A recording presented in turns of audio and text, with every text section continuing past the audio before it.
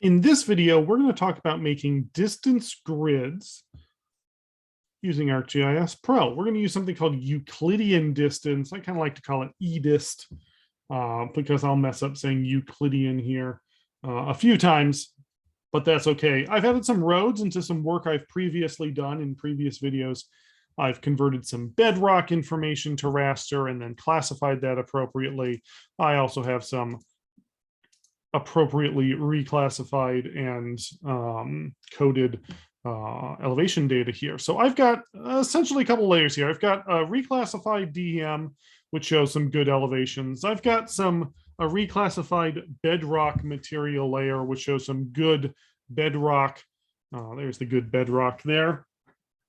And the last thing I'm working on in my ecological model here is good distance from a road. For the species I'm working with, I need to know elevations that are suitable, bedrock material that are suitable, and road distance that is suitable for this species to thrive. And so I've got road data, but I don't yet have any raster-based distance data. Now, plenty of options to do this. We're going to use Euclidean distance to just stay in raster mode here. So Euclidean distance is a tool that allows us to calculate on a, if I can spell Euclidean distance, there we go. Notice lots of Euclideans. We're using Euclidean distance. This allows me to take any kind of input, raster or vector. I'm going to use my roads, and output in a file name and location that I am choosing. Remember, I'm choosing to put this in my default geodatabase. You need to select where to put it that is best for you. Road dist, we'll call that good. This will output a distance value per cell from all of these roads. So if I were to zoom in here, I can remember that vector data, line data has no area, it has no thickness, it is just the connection between 2 points, and then all of those points connected together into lines, and it has no thickness to it. It has no, area. So by calculating distance from these lines, I can actually get some kind of contextual understanding of how this data works.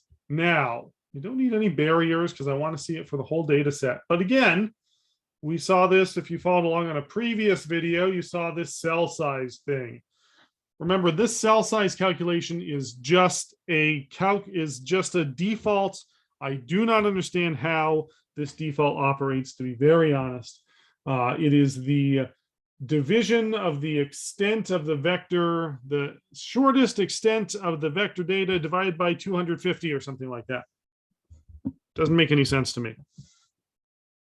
It's not my job to make it make sense. It's my job to show how we can standardize it. We're going to do that by working with our environments again. Once again, because I'm working with trying to get all of my raster data aligned, I'm going to hop into the environments tab and set my processing extent to be the same. I've been working everything off DEM 250K, my cell size to be the same, everything off 250K. Come back.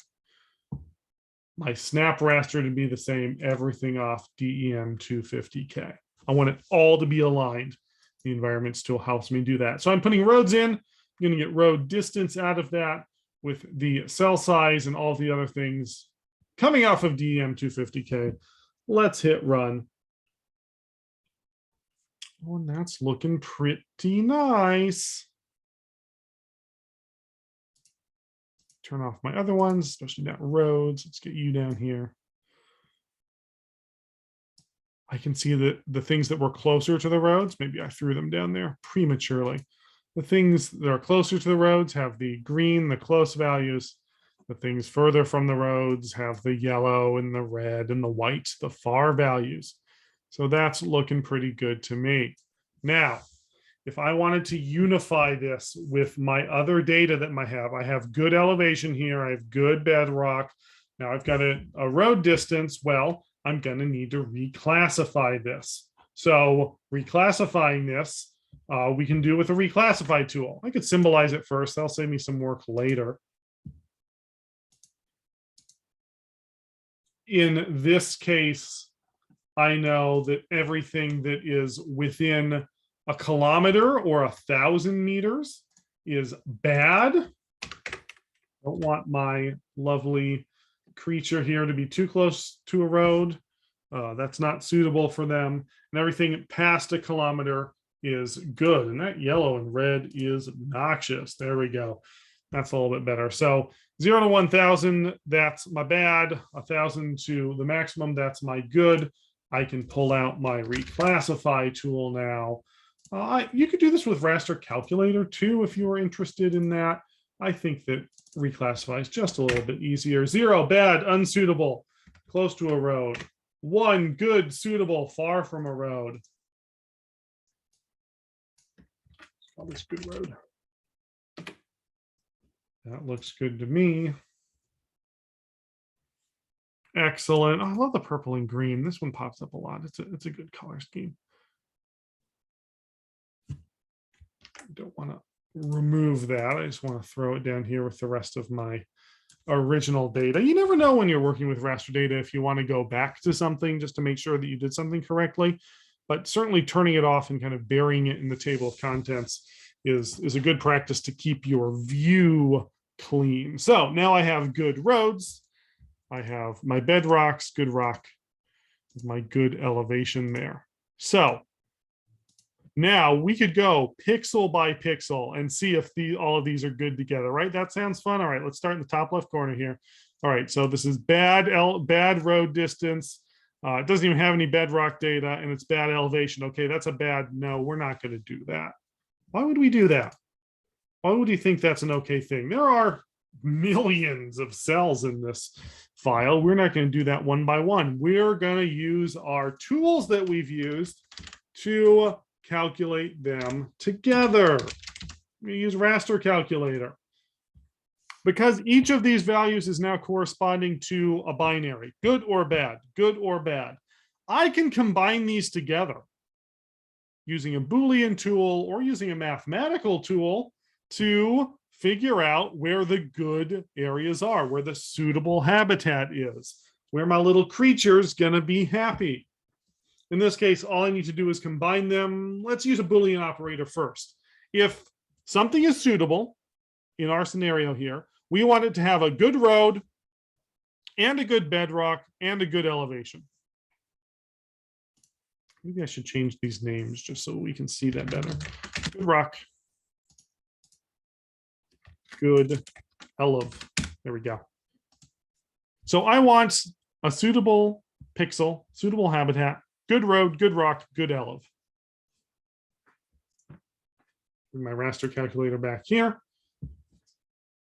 So if it's good and good and good, it's good. Yeah, that makes sense. If any of these values are bad, it's not good.